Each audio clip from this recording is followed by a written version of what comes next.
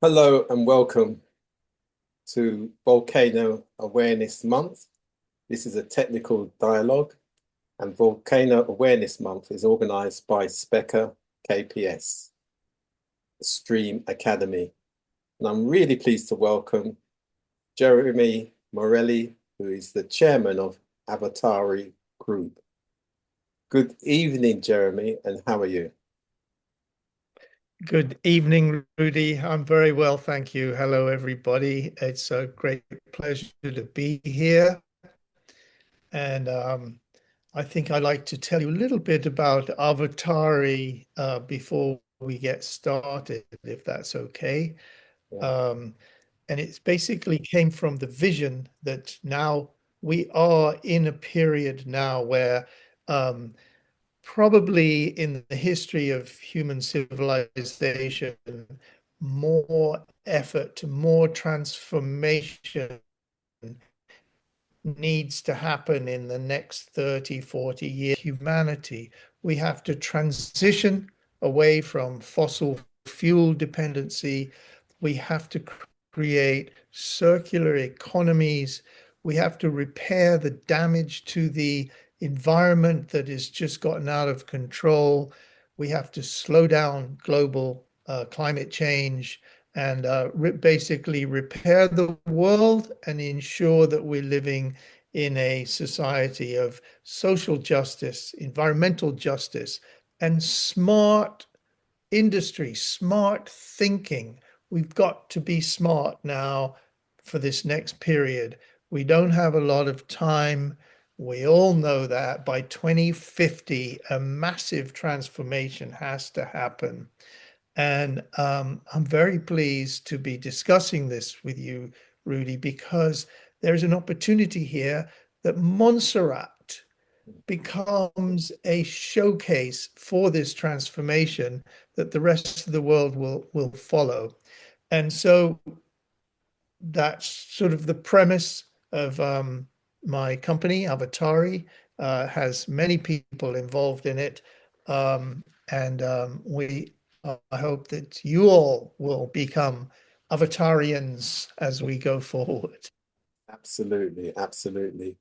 Yeah, and we're talking about Montserrat in the Caribbean, of course. Yes, yes. There is a nice Montserrat in Spain, but the Caribbean Montserrat is just a world of its own and has the most extraordinary opportunities associated with it. So I look forward to talking about that. So, Jeremy, Montserrat's volcanic deposits are being proposed as feedstock for low carbon construction materials. What research has been undertaken to determine the quality and potential of the island's volcanic ash and andesite? And how do these materials compare with international standards? These are very good questions. So as far as research and testing and so on, we have done a lot of what's called desk research, and we have done very good field research as well. And so the material proposed for this platform of creating industries from the material, it's principally about the volcanic material that's called andesite or andesitic volcanic material. We actually don't call it ash, it's often referred to as ash, but it's not ash. It's from combustion thing. It is the material from the volcano. And So Jeremy, because we're Jeremy, talking about volcanoes, Jeremy, sorry yeah, to interrupt you. We kind of lost your line there for a moment. I don't know if there's anything can be done. I lost the line. Yeah, we lost. Would you just like to go over that answer again? Okay, yes. So shall I start again with Yeah, if about it, the research?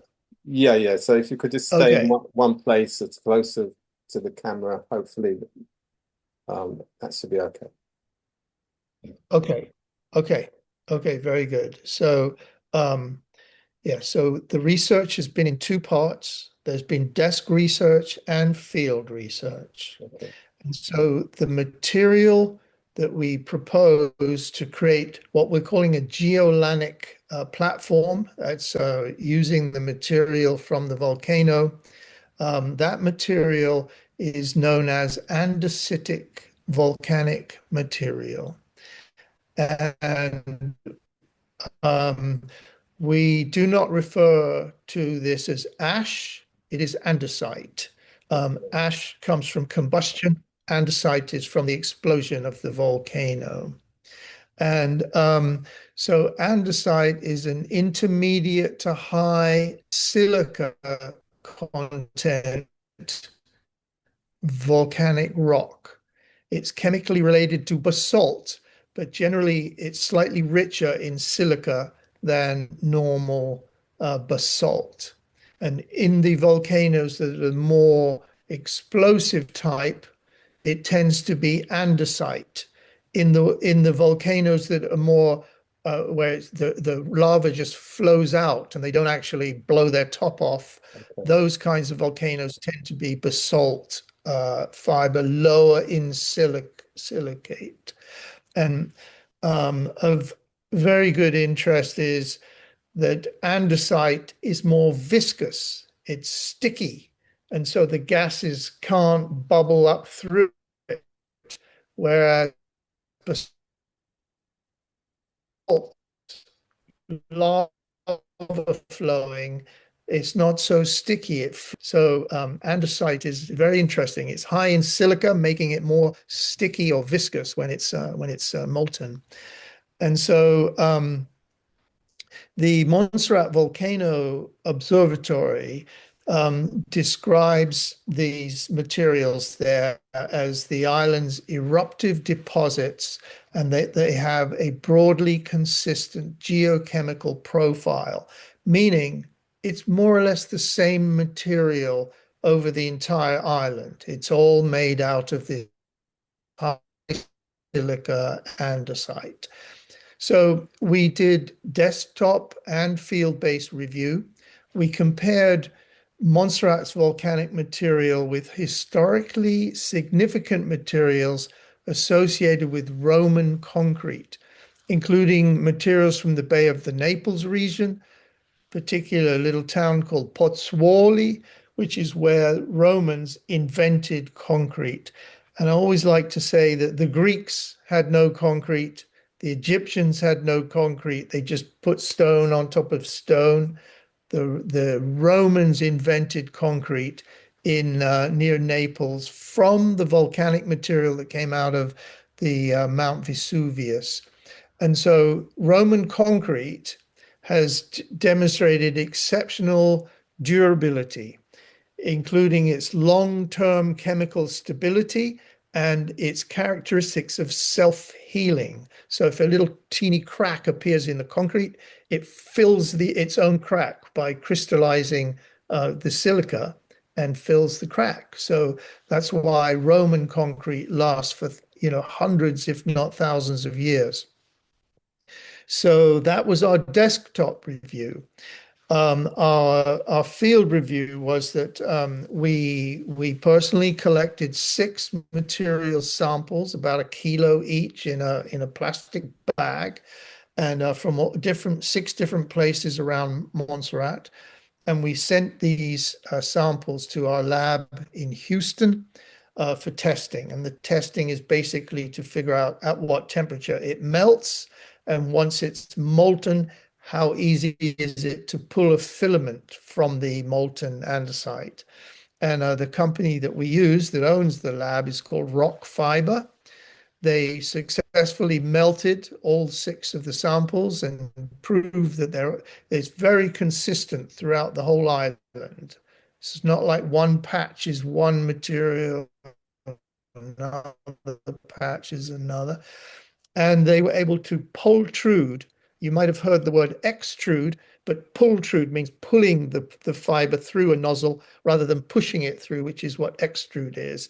So the filaments that came out made with the andesite from Montserrat were very high strength. They do a break test and pull the fiber until it snaps, and they see how strong that fiber is.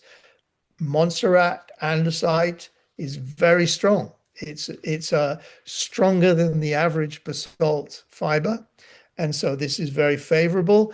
And then a reasonably low melting point, meaning that it does not consume a vast amount of energy to make the fiber. So we discovered from our field research and from our desktop research that there are three things that we make from this material. And one of them we call this. And the second one is called geolanic cement. That's the Roman concrete that we'll be able to produce. Did you just say the first one again? We missed that. The first one is we're using the word geolanic. So I like that word. This was coined by a friend of mine, so I'm going to stick with it. So it's geolanic fiber. These are the filaments that we're able to pull. And I will tell you what you can do with these filaments in a second. I mean, basically, it's the most strongest form of reinforcement to mix into the cement. It replaces steel completely. It's way cheaper than steel, far less energy is used, and it's stronger than steel. It's lighter than steel, and it does not corrode. Whereas steel corrodes and ruins the concrete in about 30 years, you got to tear everything down and start again. With the fiber, it lasts for hundreds of years. So it's a steel replacement technology is what geolanic fiber is. And of course, you have to take the fibers, weave them together. There's a special machine that weaves it into a mesh, and then you pull that through a bath of it, and it sets as element material. And so that's the first one is geolanic fiber. The second one is geolanic cement. And basically, technically, what one calls it pozzolanic cement, but it's the same formula as the Roman cement. We'd be able to dry the material, grind it to a very fine powder, add some lime, and there you have it. You have the substitute for Portland cement, and it cures. It takes 35 days to cure instead of the 28 days, and much longer lasting. And now because it has the fiber in it and not steel, and because ideally this cement, you hydrate, you mix it with salt water. You don't need to use fresh water. You can use seawater, which you cannot do that with regular concrete. And because of that, that's what gives it this extra self-healing quality. So that's the second product, is basically cement. The third product is it's basically forms a slab of glass. If you melt it, then cool it, you have a polished piece of glass but it's going to be dark in color. It's like very dark. You can't like look at things through it, but it is a form of glass. So this is ideal for making floor tiles, wall tiles, and even you can, a little bit of light comes through. So it can be used as a form of glass. So those are our three geolanic products that we want to make. Meanwhile, we have factories wanting to join us in Montserrat as soon as we got the energy fulfilled. But now your question is about testing. All of these have to be tested again and certified in compliance against international standards before we're allowed to put them out as commercially deployable products. And the main one that's international is called the American Standard Testing Materials. ASTM is the entity. There's a European one, and then there's the International Materials Testing, ISO it's called. There are some local Caribbean construction codes. We have to present our data to all of those entities and get a certification. And then Montserrat will have these products that can build out particularly the marine environments throughout the whole of the Caribbean.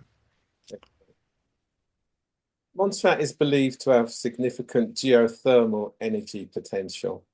What evidence gives you confidence in the island's long-term geothermal resource? And what are the key challenges that must be overcome before commercial production can begin?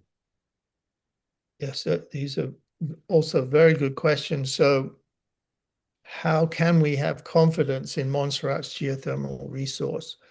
So Montserrat has been the subject of multiple subsurface studies, including work by the MVO, including independent technical contractors over the years. So there is kind of an abundance of data.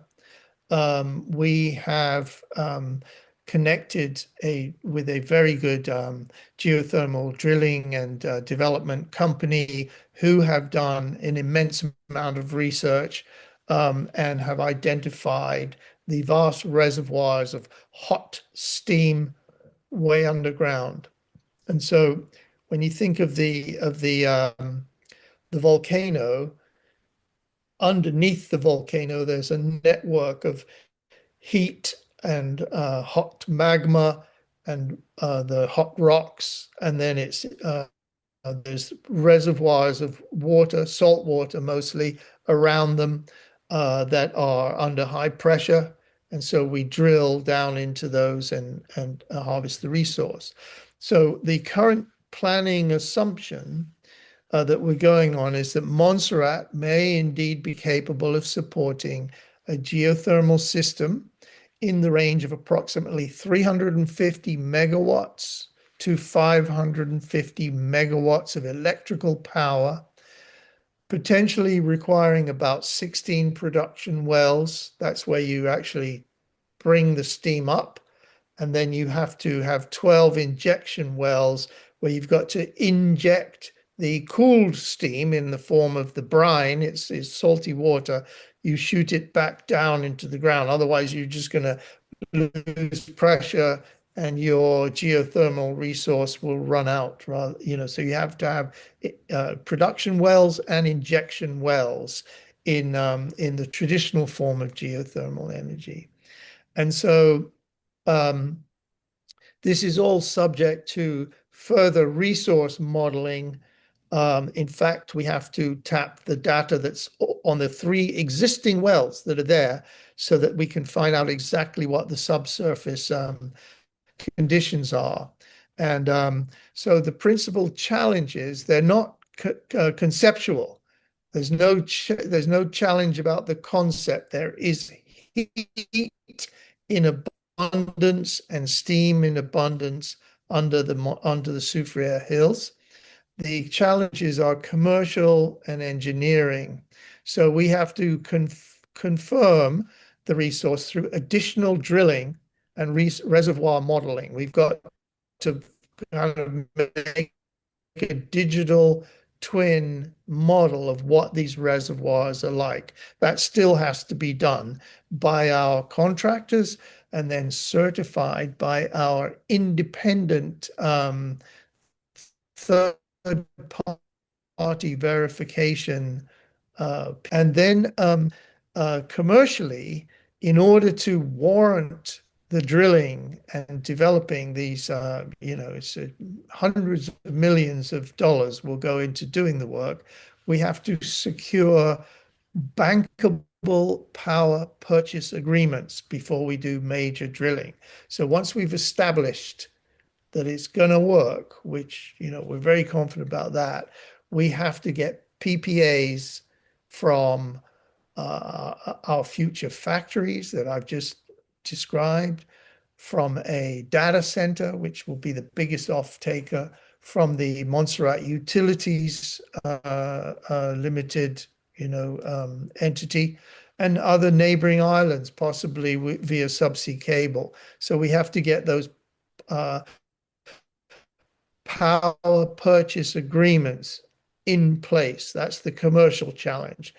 Then, as far as infrastructure and the engineering challenge, we have to design the grid. It's all very well to have the energy come out of the ground, but now how are you going to distribute the energy to the island? And so that's called the grid. The transmission lines, we want all of them to be underground. We don't want to cover Montserrat with high tension cables on pylons and stuff. So it's all, and then there's quite a bit of direct cable infrastructure where we will run conduits across the island to our factory sites, to the data center sites, to wherever it's needed. So the grid has to be built in partnership with the government of Montserrat. And then we have to finance. We have to finance the drilling, the building of the power plant, the building of the switch yard, and all of these interconnections that we've talked about. And then we have to manage this geothermal reservoir sustainably over the long term. It has to be managed by very much expert individuals that don't so you carefully harvest the heat, make sure the injection wells is delivering back the pressure where it belongs, and so on. And so the case for the geothermal becomes bankable when the resource itself, the offtake, that's who's going to buy it, the tariffs and who benefits and profits from this offtake, the transmission routes, and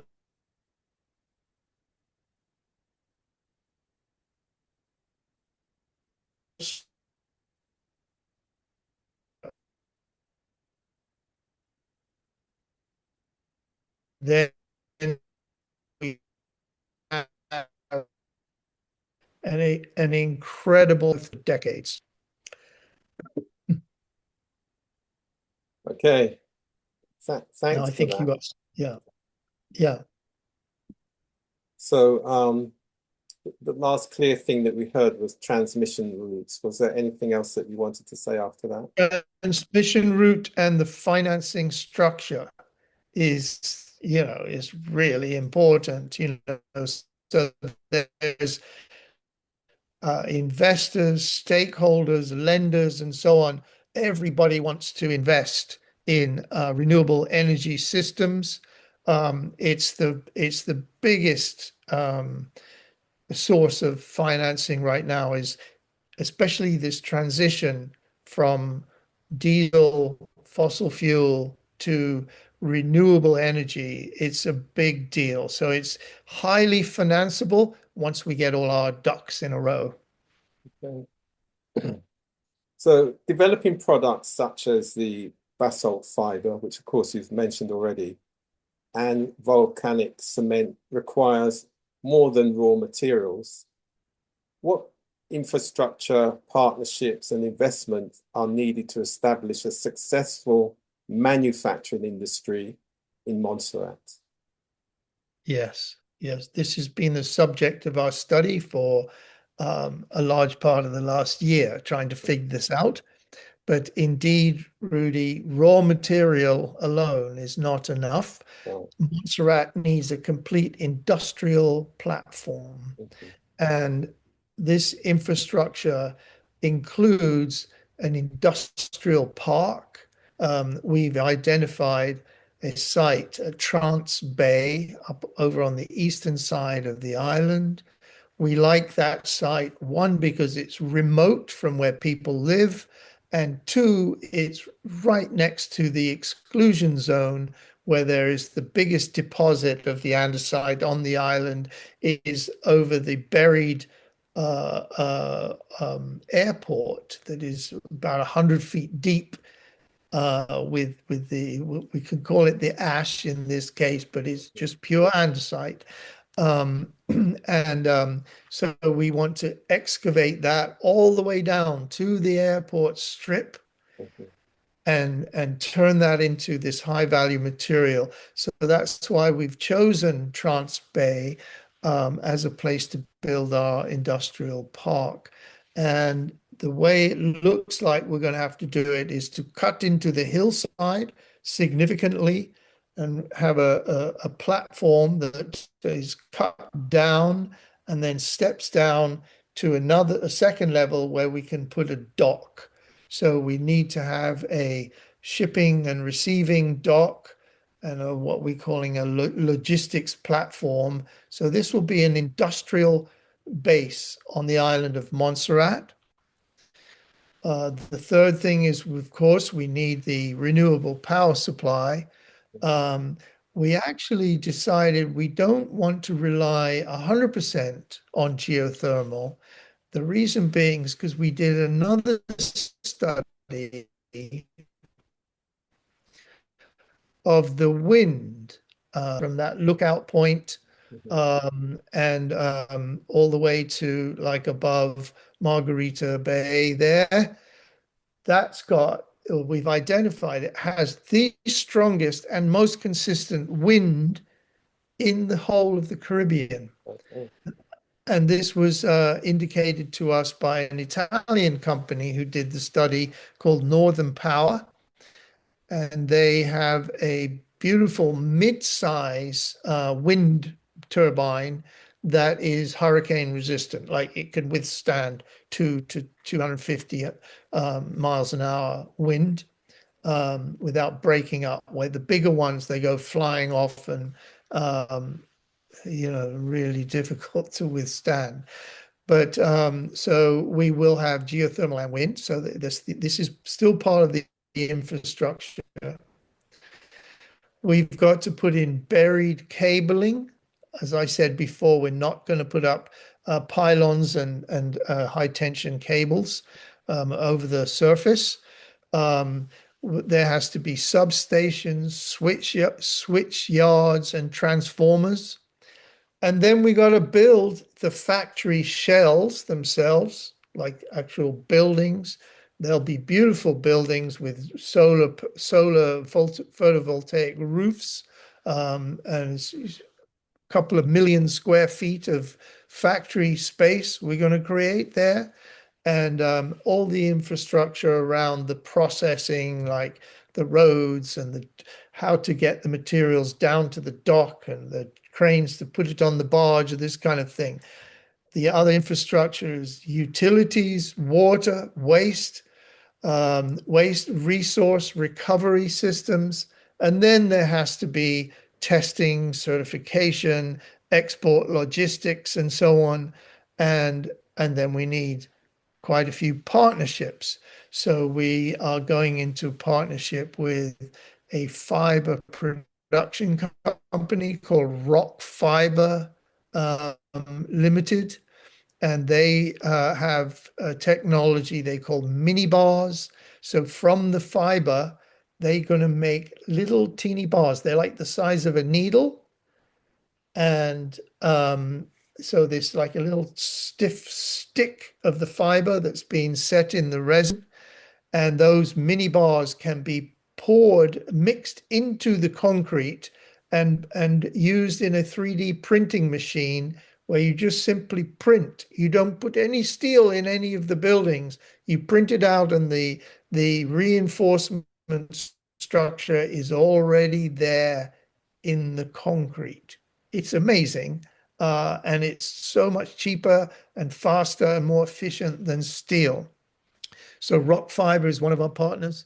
There's another group called the Blue Fiber Group. Um, and there's similar, there's not only them, but they're very important to us in terms of sales and marketing to the international markets of the stuff. We still need to find a qualified cement partner to help us make the Roman concrete. We're going to look for that now, and we're quite convinced we will find. We're also talking to one or two um, tile and glass making partners. So we have to form those partnerships and bring those people in. They have to sign power purchase agreements. They have to invest and so on. So we have to bring them to the table. And so the last one, these are global companies, the tile and glass people from the global ceramic and architectural materials sector. The government of Montserrat will be our most beloved and cherished partner in this whole process because they will have to help us secure the land, the entitlements, the infrastructure, and all of the agreements of the public-private community partnership must be structured with the government of Montserrat. And lastly, but in fact, very far from least, the most important participant is the people of Montserrat. And that's our long-term participant. We want them to be potential owners. We want them to participate in many different ways in this industrial boon that's going to come to the island. And so at the moment, AVATARI is currently sourcing investment for this as a 15-year development program. We know it's going to approach $4 billion that will be invested into Montserrat. And within that capital program, Zimco, which is an AVATARI spin-off company called Zimco, which stands for Zero Emissions Industry, Manufacturing and Construction Optimization. Zimco will create opportunities for local employment, contracting, training, community participation, and potentially tokenize these entities, or at least have things digitally registered investment structures subject to regulation and legal advice. So there's a plan that must roll out here that everybody will be a part of. Yeah, thanks for that. So, Jeremy, basalt fiber reinforcement and volcanic cement are being promoted as the next, as you say, the next generation construction materials. Can Yes. you give us some additional thoughts around the other advantages beyond the conventional concrete and steel, particularly for an environment like the Caribbean that's exposed to hurricanes, earthquakes, and coastal environments? Yeah, I can do that. Before one can speak of what the advantages of these materials are, it's very important to understand the nature of steel and concrete, conventional steel and concrete. And we have to acknowledge that conventional steel and concrete has built the world that we live in. It's done a great job so far. It's given us like Manhattan and London and Miami or whatever. It's given us these incredible cities around the world. In fact, the way the construction is going on throughout the world right now, it's the equivalent of one Manhattan made every month. That's what's being built right now. And between the Portland cement, which is the what's called OPC, ordinary Portland cement, this is one of the biggest users in the Caribbean is Jamaica. In fact, Mexico is big. So there's wherever there's limestone, Yeah. there is ordinary Portland cement is being made. So if you take a ton of limestone and heat it up to 1800 to even higher degrees it's a vertical chamber where it's tumbling and spiraling as it's heated mostly by gas or diesel, but it's mostly fired by gas. In the old days, it was all coal fired. Then let's say you take a ton of limestone, 44% of the weight of that limestone is emitted in the form of carbon dioxide, and the remainder turns into clinker, which is very dry, gray, black material, and that is ground to a powder. That is Portland cement. So huge consumption of energy, mostly fossil fuel, and a huge emission of carbon dioxide, not just from burning the fuel, but from actually releasing half the weight of the rock is put into the air in the form of carbon dioxide. People don't realize how heavy the stuff that goes up in the air is. But in any case, 8% of the world's carbon emissions are caused by Portland cement. And a similar amount of the world's carbon emissions are caused by steel for construction, not just steel for making cars or, other objects out of metals, but just to use as reinforcement in concrete. So steel and Portland cement, wonderful as they are, having built the world for us, are, between them, it's like 15 to 20% of the world's emissions is coming from this. And if you added up all of construction, it's like 20 to 30% of the world's carbon emissions are coming from the construction sector altogether. So now you compare, we're going to replace the steel with fiber, but we're going to make the fiber with geothermal energy. We're not going to burn, we're not going to produce any carbon dioxide in the making of the fiber steel. So that's one big benefit. The pozzolan or the geolanic cement, you hardly have to heat it up. You put it in a dryer, in a ball mill. It's called a ball mill, that rolls around and turns it into a very fine powder like flour. You do have to add some lime, but it's very low carbon emissions. So compared to Portland cement, it's incredibly low. But then now you've got the other benefits. Corrosion resistance. Volcanic fiber does not corrode, unlike steel.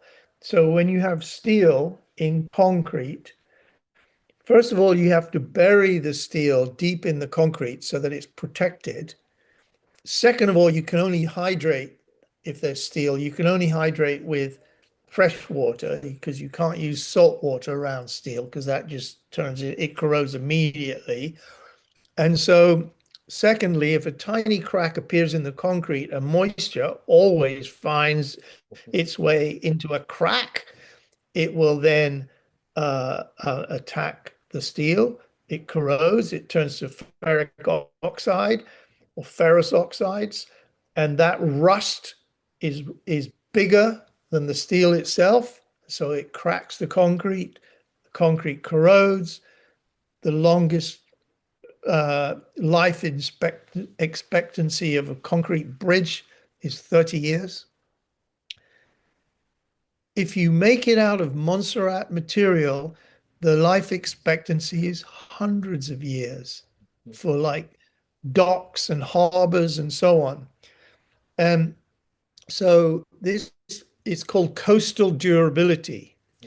Useful in the salt air, very good in marine and hurricane exposed environments. It is stronger, lighter, cheaper, longer lasting, more resistant than what's in the market now. It's a game changer. Then there's more to it. It's lower weight. So did you know, for instance, Rudy, that the one of the main causes of accidents on a construction job site is rebar falling on someone? I don't know if you've ever seen a truckload of rebar arriving on Yeah. at a job site. It's a great big flatbed. There's not that much stuff on there because it's so heavy that, the transportation costs of steel is 6 times more than the transportation costs of the fiber because of the weight.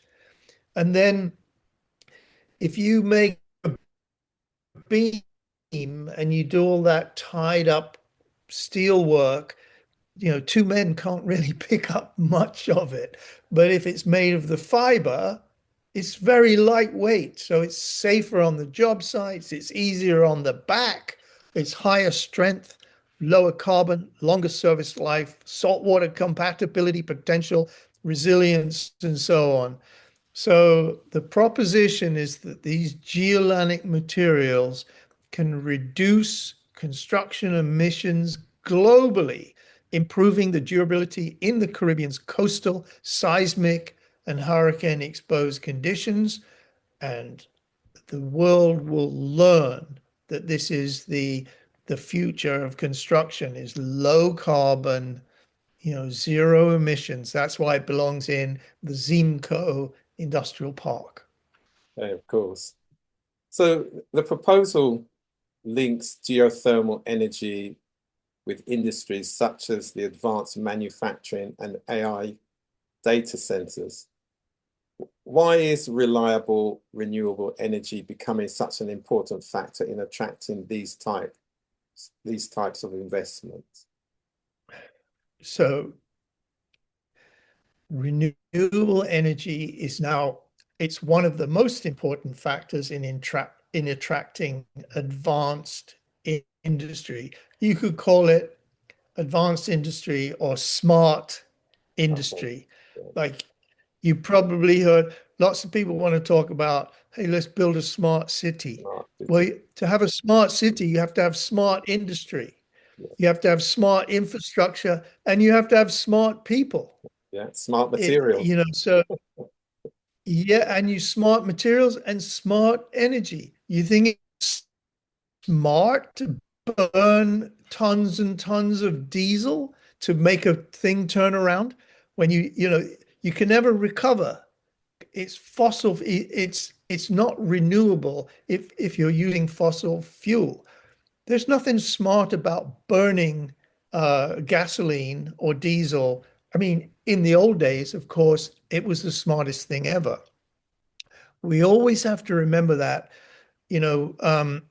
So, for instance, um, there was a time, let's say, well, Europe, America, even, Caribbean, everybody got around on a horse. It was a horse-drawn society. And then along come, oh, and by the way, the biggest complaint about horses was they poop everywhere.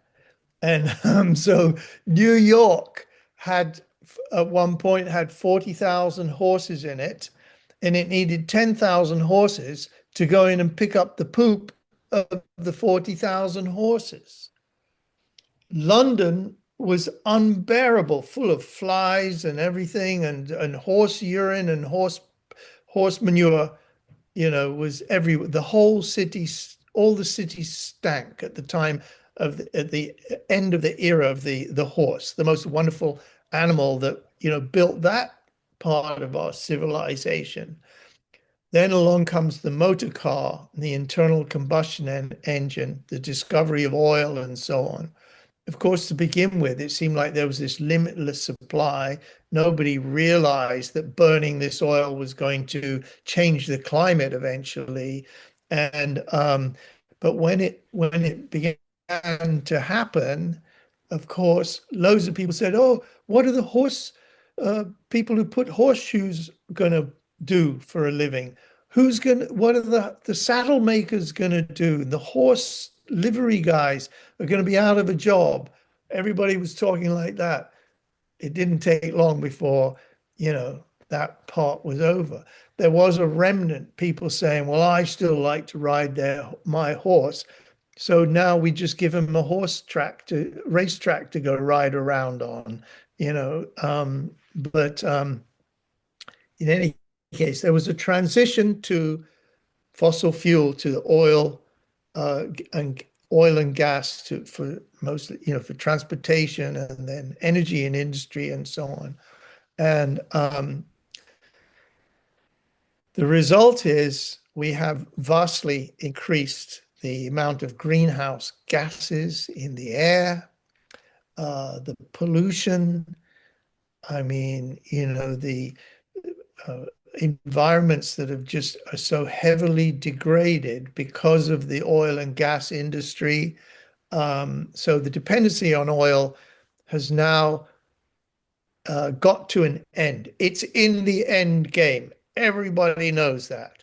And in fact, you will see if you look up in the International Court of Justice advisory opinion issued in July of 2025, the Supreme Court of The Hague, their advisory opinion was that cities and states and corporations can be held accountable for the emissions that they make, for the damage to the environment, for resisting the change towards a balanced climate, and so on. So we are in a state of transition that will be far greater in impact than the transition from horse-drawn carriages to gasoline cars. This transition is much greater, and renewable energy is what everybody wants, and particularly the data centers. So with all of this advent of the AI, I don't know if you realize that that AI data farms now consume, like it's like we added two countries to the grid, not to mention all of this Bitcoin and cryptocurrency, most of it, in Mongolia, using coal-fired energy to run the computers. Computers take energy. They're basically like a giant heater, and you have to cool them down so they don't catch fire. So reliable, renewable energy is now one of the most important factors for attracting smart industry. For manufacturers, energy cost and energy certainty determine whether production is competitive. Now, you must realize this.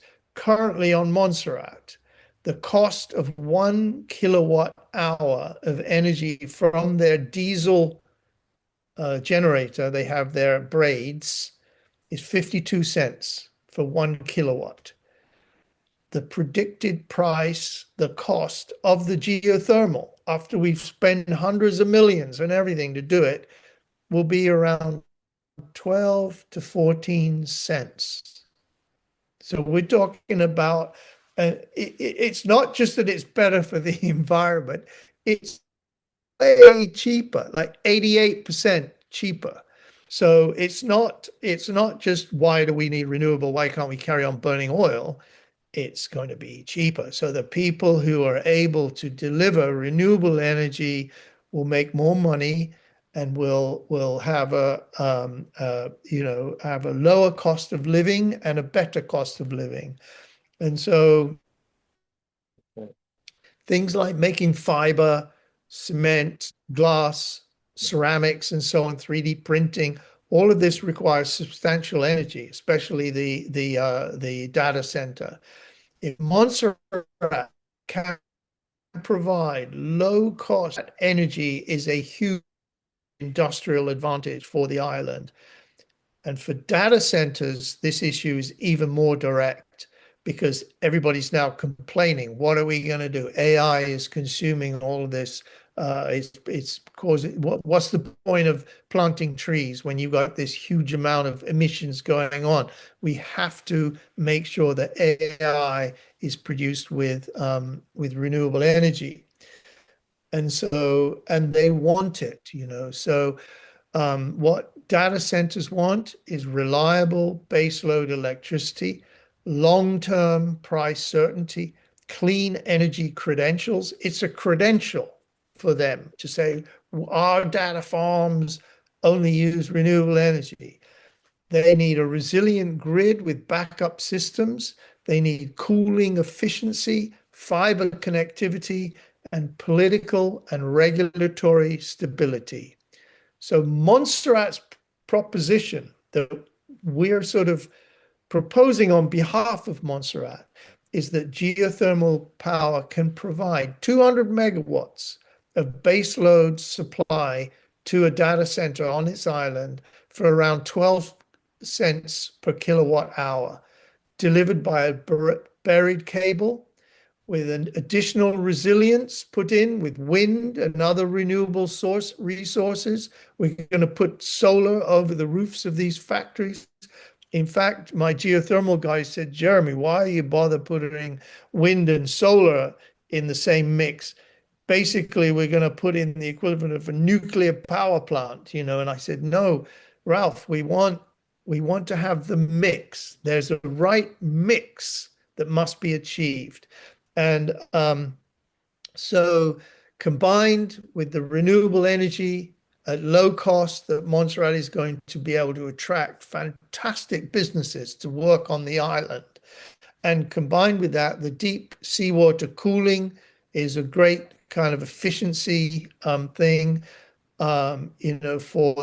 because the data farms, what they want is, they call it the power use ratio, something like that, the PUI. It's how much power is going into running the computer as how much power is going into cooling the computer down. And so if we can cool it down with the proximity to cold seawater from deep down, which there is on that east side, then we have a compelling energy to compute proposition to attract the big boys to come and put the data farm there. And the benefit of that is the island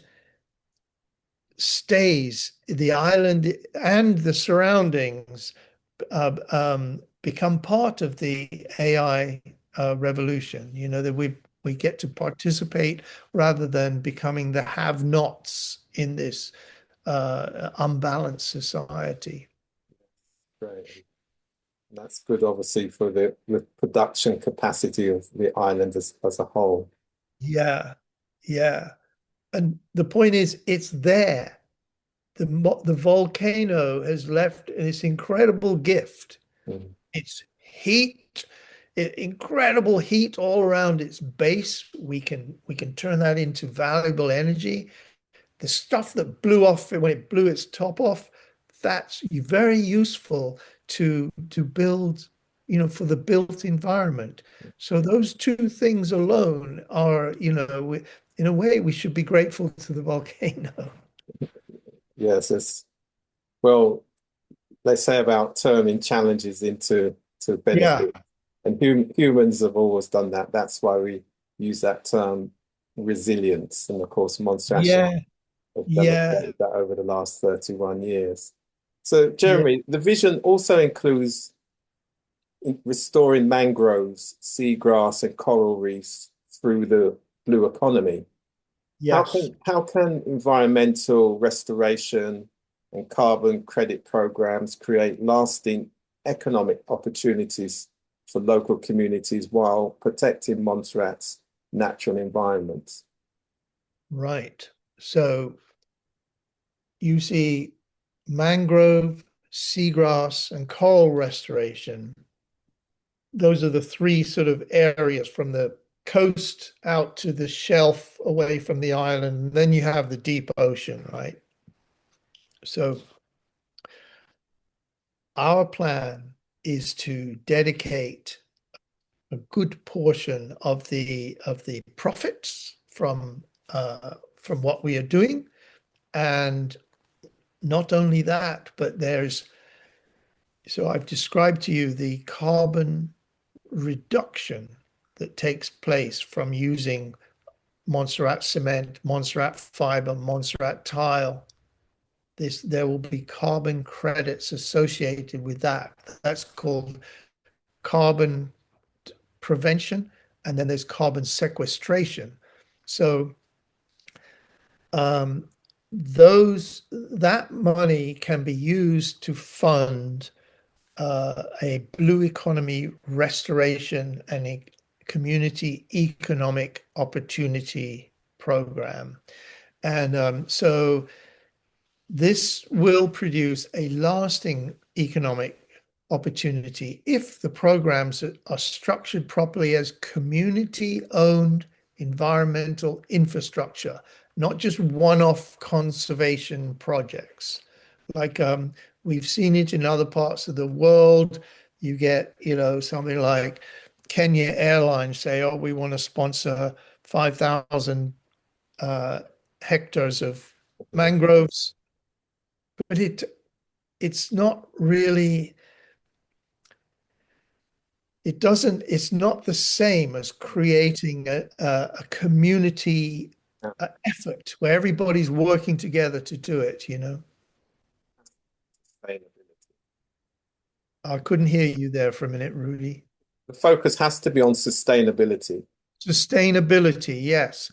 And so the economic opportunities for the people is they will get paid to do the restoration work, to restore the coral reefs, to plant the seagrass, to clean up where the little rivers go into the sea and plant clusters of mangroves around and try to just to work the natural environment and bring it back to how it was before the volcano went off or before human activity decided, oh, well, let's cut down all these trees and whatever. So there were quite a few mangroves around Montserrat 30 years ago.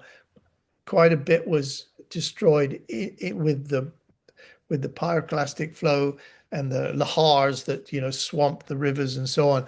But because there'd been a lot of land accretion there from the rivers pushing the ash down the hills. So now the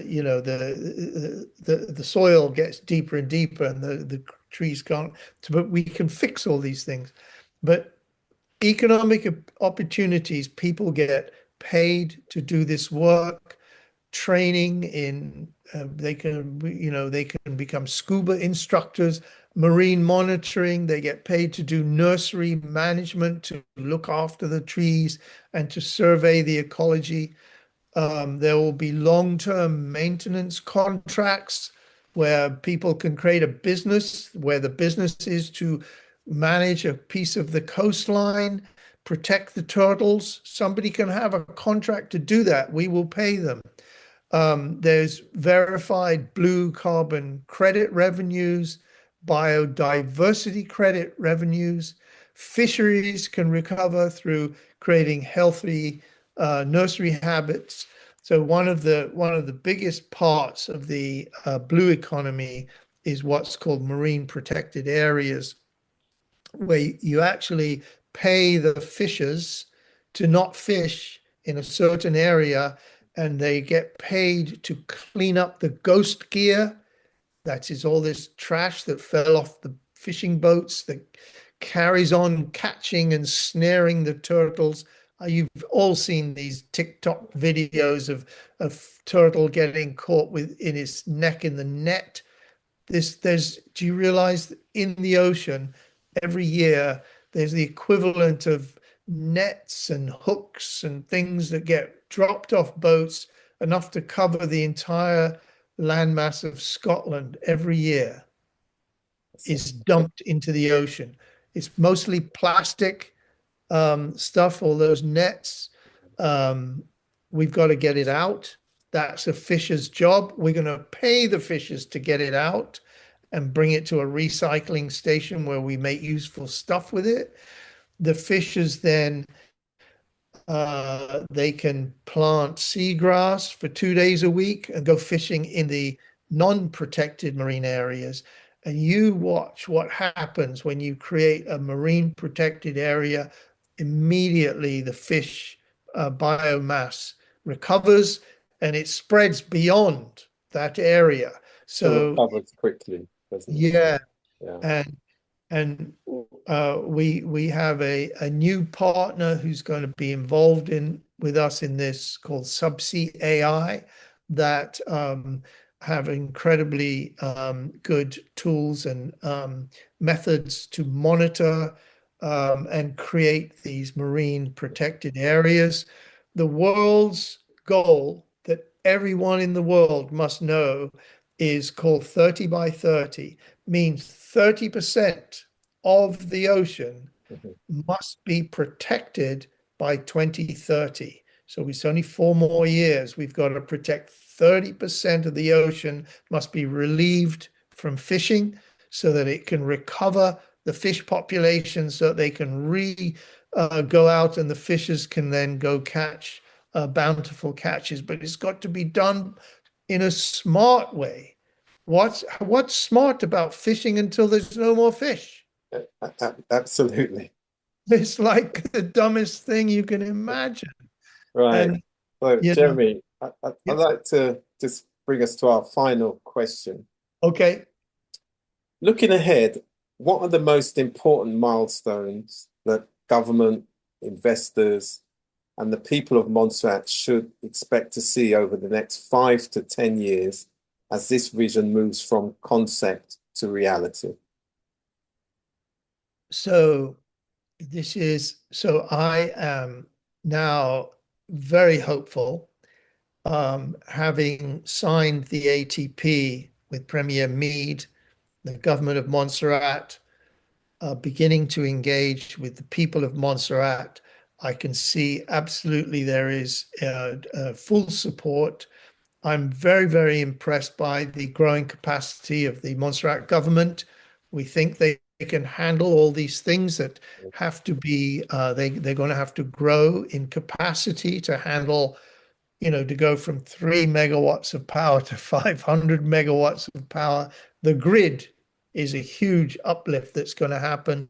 These industries must come to Montserrat. So I would say within 5 years, what we're talking about with the industry will be happening. We will have the factories in place. We will have the geothermal energy, probably not the whole 550 megawatts, but I bet you we'll have the 200 at the ready, and then more with the wind. I think we will have our East Coast industrial platform built and 3 or 4 of these factories there. I hope we will have the data center going in or being in by this time. But most importantly, I hope we will have created a culture of dedicated to repairing the world. We want repair the world to be the motto for Montserrat, that they will take it to heart to replenish the coral reefs, to build back the coral reefs, look after them, and turn them into a great asset. The seagrass planting, we should be able to do a lot of that within 5 years, probably within 1 year. Let's have 5 acres of seagrass growing. Let's have 500 mangrove trees growing around the guts where they exit to the sea. These will be really nice places to go and sit and see, count the shrimps and the crabs and the wildlife return and all of that. This will be a really great classroom experience for the children as well. So we want to see Those things will be visible. The one pillar I have not mentioned so far is to do with the, any kind of developments. We hope there will be developments in actually building with this new material. We want to have 3D printing of beautiful villas available to people. This will greatly reduce the cost of construction, by the way. And we want to build Montserrat with Montserrat low carbon building materials. Right, thank you. And on that very positive note, thank you very much, and talk to you again soon. I think we can do it, Rudy. Right, I think so. Okay. Talk to you again soon. Goodbye. Okay.